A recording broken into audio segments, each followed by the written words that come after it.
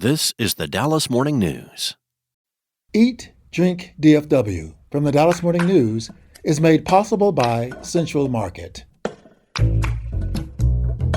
Hello, and welcome to Eat, Drink, DFW, the podcast from the Dallas Morning News food team. Each week, we take a look at food and drink trends in North Texas, talk about restaurants in Dallas-Fort Worth, learn some new recipes, and sometimes even get tips from you, our listeners.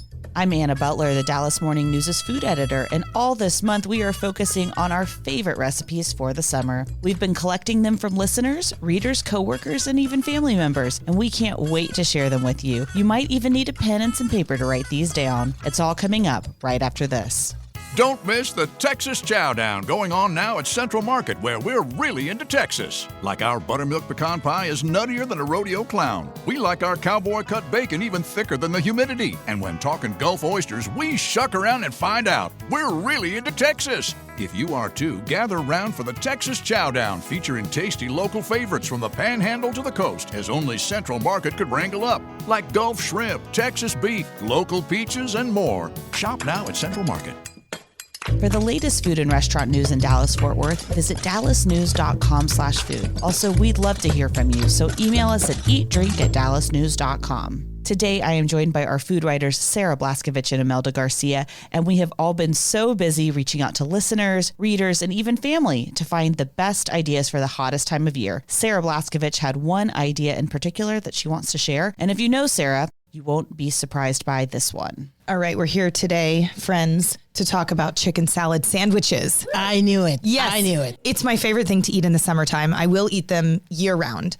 And to me, there are a lot of rules when it comes to chicken salad. There's a lot of wrong ways to do this, okay? Oh. So I'm going to ask y'all some of your opinions, and then obviously I'm going to tell you what's right.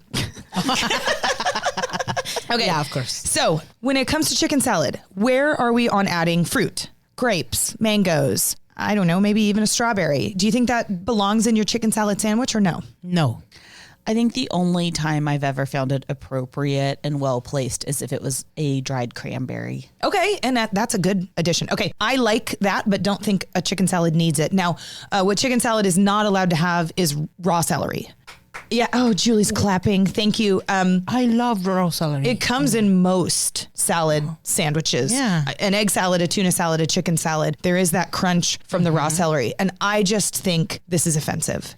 You really, really hate celery in general, though. I do. I hate raw celery. Celery belongs cooked in some soups and stuff, but I want it to be as invisible as possible. And that involves chicken salad sandwiches as well. I have a problem with celery, but also most vegetables if they are chopped in such a way that they're too big for a bite or they kind of ruin the rest of the bite. Totally agree. I think if you could really, really thinly slice or finely dice, there might be a place for it, because I do like the undertones a raw celery adds, but also texturally it can be a bomb. Agree. I love crunchy food. So celery for me is that crunchy thing. Yeah, and I do think chicken salad needs crunch, right? That's why I think like a halved red grape can give you that nice texture without being celery, which who wants to be celery? You know, that's just what I think. I think it's like an annoying green vegetable that's too crunchy and otherwise has no personality. It makes me think that if we were talking about spirit animals but food, no one would want to be celery. Nobody wants to be celery. Let me tell you two great chicken salad recipes, and I'm curious if you guys would like to eat these. My favorite is a traditional chicken salad with halved red grapes. It's, of course, mayo-based, but we can add a little mustard in there for some kick. I think optional pecans, walnuts, whatever you've got in your pantry adds quite a bit of personality here and crunch. What do you guys think about that? I love it. If it's crunchy, I will love it. I deeply prefer egg salad and tuna salad over chicken salad, and I don't know why in my life. I think it's because I've had some pretty bad ones where maybe the chicken's too diced so it separates. I don't know. If you can get me a really good shreddy chicken salad and do some candied pecans and craisins in it, your girl's there. I'm into it. Yeah, I'm eating that too. That sounds good, Anna. Yeah. Well, and when it comes to the chicken, of course, you can smoke the chicken at home, and we've been smoking a lot on our new grill in the backyard. And that's a great way to do it. But I also just love to get a rotisserie chicken from the grocery store and pull it. It's faster. It's already been cooked. There's probably some great seasoning on the skin of the chicken, and then you're kind of done. There's no actual cooking involved. Okay, so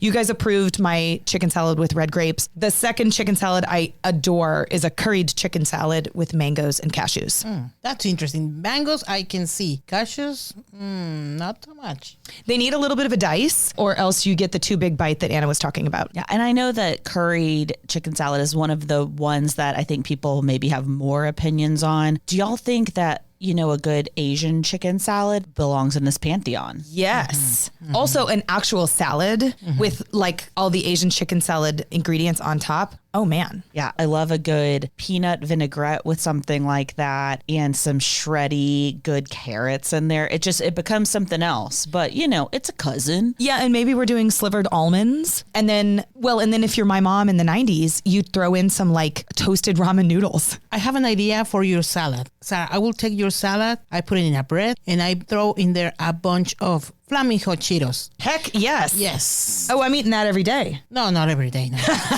Maybe in summer. Maybe. No, it sounds delicious. Thank you for letting me have a little ode to chicken salad. I just think it's great picnic food. It's easy to whip up quickly. You can let people have different salads with different preferences. You want grapes, I don't. You want nuts, I don't. That kind of thing. To me, it's the perfect summer recipe. Well, Mike reached out with a chicken salad of a different kind. Hey guys, this is Mike from Dallas, and I have for you the world's best kale chicken Caesar salad.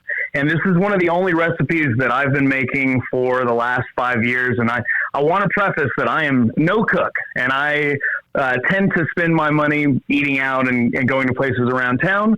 But that being said, this is one of the few things that I have consistently made over the years and is really, really easy. And in fact, when I take the salad to parties, a lot of times I get parents that tell me, hey, my kids love the kale Caesar. I need the recipe and I want to make this for my kids because they enjoy it so much, which I can't say that I like salad when I was a kid. Everything's pretty much, batch ready to go. I go and buy just a generic supermarket bag of kale. And then I think that there's like one important step to start, which is you have to chop all of the stems off of the leaves because people don't like the stems. You want that leafy goodness. So first things first, chop off the stems. Then I put that in a bowl. I add my rotisserie chicken. I throw that in, just kind of eyeball it as much chicken as I want. I throw in my croutons, and then I actually go back. I double down on the chopping. I want that thing turfed up. From there, I want to add my Parmesan. With the Parmesan cheese, definitely want to do shredded. It rounds out the salad better than a grated or a shaved. And then I'm going to go ahead and add actually a little bit of citrus. I like to do lemon or lime, just kind of whatever I have. I drink a lot of tequila sodas, so I tend to have limes around. Typically, I'll do about a half squeeze of citrus of that lime or lemon into the salad. And probably the most crucial part, at that point, I'll add the dressing. Cardini Caesar is definitely the way to go. I've probably tried 100 different Caesars for this salad. You want to do Cardini's. So Cardini's is the move. I add that again, just kind of to taste. I tend to put a little more on there than I probably should. And then I throw some hot sauce. And, if it's Tabasco, I'm kind of a hot sauce connoisseur. So if it's Tabasco that I have, I'll use some Tabasco or one of the other like hot sauces that I have just to give it some extra kick. If I'm going to choose to eat a salad, may as well, give it some action. So that's my recipe for you. I hope you guys enjoy. Y'all, I've already made this recipe multiple times, like I think 4 different times, and we're having it for dinner tonight. It's super easy, and I had everything on hand except the Cardini's, which I can't find anywhere. So if anybody has advice on where to find Cardini's, but I've got a really easy Caesar salad recipe that's just, olive oil, lemon juice, red wine vinegar, some dried mustard, Worcestershire, garlic, Parmesan, and then if you can either coddle an egg, but I don't have time for that, so I just put a little mayo in it. But it's super good, and it goes really well with the breadcrumbs that I've been making all summer. Sounds delicious, Julie. And call me an investigative reporter, but I see that Amazon has Cardini's Caesar dressing in case you need it by tomorrow. I love that it's with rotisserie chicken. I love rotisserie chicken, and I think it's the kick that you need for flavor. We also got this recipe from Amy, who just so happens to be my mom, because we can't talk about salad without going into tuna salad. Hi, this is Amy. I'm Anna Butler's mother, and my recipe is from her grandmother, Betty Jane Acker Addington, who went to SMU, and we call her BB. And this is for her tuna salad. You take a 10-ounce can of white albacore tuna, add 2 tablespoons of mayo, half of the juice of a lemon, chop a stalk of celery, chop up 1 spear of a dill pickle, add half a teaspoon of lemon pepper, and a 1/4 teaspoon of garlic salt. Mix it all together with a fork and serve on top of a cored homemade tomato. And BB was from Jacksonville, Texas, which was the tomato capital of the world at one time, and their football stadium was the Tomato Bowl. So she highly recommends using Jacksonville, Texas tomatoes, but you can also use saltines or carrots, but that is her recipe. Hi, Anna's mom.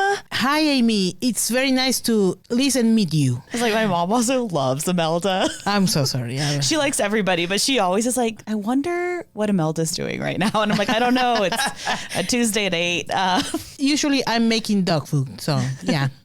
This tuna salad was the easy summer thing in our family, and it's a sweet memory, and I'm very glad that I coerced my mom into sharing. That was just darling. I can hear your accent in hers. My mom also inspired me with a lot of different types of salads over the years. I actually like to do a lot of recipe testing and creating of my own. One of my favorite recipes that I love to do over the summer is so easy. You're going to need romaine lettuce, hearts of palm just in a can, and you're going to need slivered almonds. And I tend to make my own vinaigrettes a lot of the time, like Julie does. I'll make a shallot vinaigrette or something like this, but this one I like to use just the plain Jane Martinelli's Italian vinaigrette, which you can find at most supermarkets, but you're just going to chop some romaine up. You're going to do little coins of the hearts of palm and then slivered almonds, and you just toss all of those things together with the Martinellis. You can do as much or little vinaigrette as you want, but it is so fresh. And it's one of those salads that I would get everything ice cold, including your plates. I always stick plates in the freezer before. Ooh, great tip. Yeah, like an old fashioned, like 80s, 90s steakhouse. I love that. And this is lightly inspired by another classic Austin recipe, which is the Hofbrauhaus salad. That's a little bit more olivey. You would put green olives in this if you wanted to make it more like a Hofbrau salad, but I'd Google that one. It's a good one too.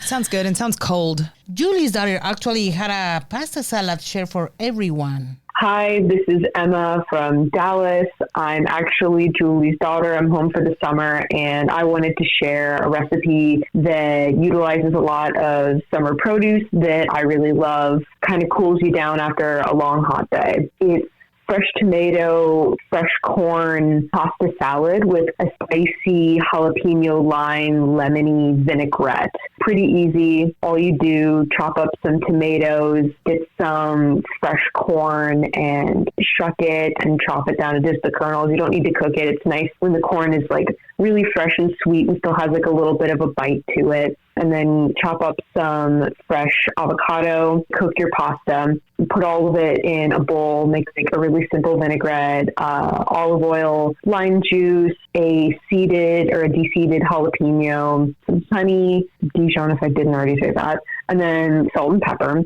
Mix it up just so it's got like a little heat, acid, a little bit of sweet going on all at the same time. Pour it over your pasta salad. And you could add any kind of cheese that you want, but like a nice salty but mild cheese is really good on this one. And you can make it in advance and keep it in the fridge. It's pretty good for a while, especially once the dressing kind of soaks into everything. Yeah, it's pretty good. You could add any protein you want on the side, or even mix it in if you want to add like beans or chicken or anything like that. It would be really good. Very versatile. I just love to hear from Julie's daughter. Hi, Emma. I love that it has all the flavors, sweet, sour, and everything. I love it. I also think this is one of those dishes, like she said, that is better the longer it sits. Mm-hmm. And I love that when you make something and it's good, but then the next day, gosh, it's hot outside, you don't want to cook again. And you're like, I have Emma's salad in the fridge and it's better on day 2. Emma's recipe reminds me of a shrimp dish that I like to make. Super, super simple. You're going to need a shallot. You'll cut it in half because you really only need half a shallot. You're going to soften that in a little bit of butter on the stove. You're going to add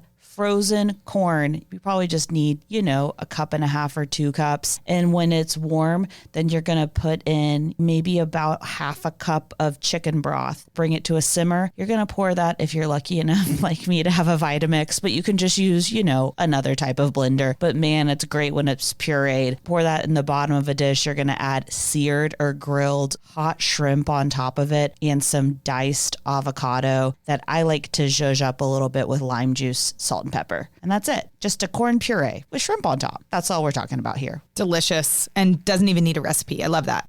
We also got this excellent reminder from Brent. Hey, Sarah. This is Brent Daly in Dallas. When the temps hit triple digits, I skip the stove and go for an ice-cold Sancerre. It's basically air conditioning in a glass. I pair it with a 5-minute grilled fish taco, little pico, squeezes lime, bottle, tacos, patio. Summer is solved. Brent, thanks. I really thought he was going to end with only wine. I thought he was just going to open a bottle of wine and pour it into a glass, which also works when it's really hot outside. But I love that he added the fish tacos. I'm here for that. That's a recipe for a good time. Yeah, fish tacos are fresh tacos. So I love that recipe. I am a big fan of white wine like a Sancerre for summer, but lately, now that we've kind of moved past the big rosé phase of a few years ago, this girl loves an orange wine, and I like to put that over crushed ice if possible and cut it with some Topo Chico. I'm not afraid of the alcohol. It's more, I just think it's like a really great buzz all afternoon long. So it sneaks up on you. It surprises you, but it's so refreshing to have orange wine with especially a hard bubble like a Topo. I mean, you can totally use Waterloo or one of the fun flavors even to combine it and mix and match, but I love Topo Chico and orange wine. It's like those pills that are slow release, right? It's going to be all day long. The effect is going to be slow release wine. Or you could just open another bottle if you run out of the first one. And that's all the time we have for today. If you have an easy summer recipe to share, email us at eatdrink@dallasnews.com. And we don't want you to miss an episode. Make sure you're following Eat Drink DFW wherever you find podcasts. Special thanks to our producer, Julie Fisk. For the news, I'm Anna Butler. Thanks for listening, and we'll see you next week. Eat, Drink, DFW from the Dallas Morning News is made possible by Central Market.